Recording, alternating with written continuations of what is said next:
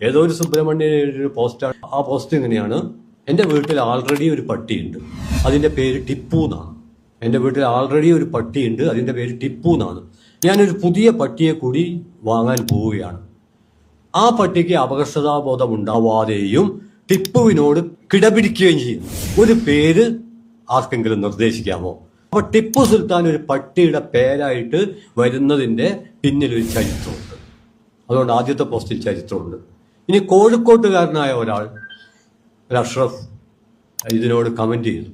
ആ കമന്റ് എങ്ങനെയാണ്: അത് പറയാമല്ലോ, അതായത് പുതിയ പട്ടിക്ക് ഒരു പേര് നിർദ്ദേശിക്കാമല്ലോ, അത് വളരെ എളുപ്പമുള്ള കാര്യമാണല്ലോ. ഒന്നാമത്തെ കാര്യം.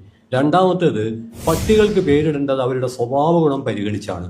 അങ്ങനെയാണെങ്കിൽ വിദേശികളെ, അപരിചിതരെ ഓടിക്കുന്ന പട്ടിക്ക് ടിപ്പു എന്ന് തന്നെയാണ് പേരിടേണ്ടത്. എന്നാൽ വിദേശികളുടെ സാമ്രാജ്യത്വത്തിന്റെ കാല് നക്കുന്ന പട്ടിക്ക് സവർക്കർ എന്നും, യജമാനെ തന്നെ കൊല്ലുന്ന പട്ടിക്ക് ഗോഡ്സെ എന്നും പേരിടാവുന്നതാണ്. ആദ്യത്തിൽ ചരിത്രമുണ്ട്, രണ്ടാമത്തേതിൽ ജ്വലിക്കുന്ന ചരിത്രബോധമുണ്ട്. ഈ ചരിത്രബോധത്തെയാണ് സാർവദേശീയ പശ്ചാത്തലത്തിൽ മാർക്സും ഇന്ത്യൻ പശ്ചാത്തലത്തിൽ കോമ്രേഡ് അംബേദ്കറും ഉയർത്തിപ്പിടിച്ചത് എന്ന് മാത്രം പറഞ്ഞുകൊണ്ട്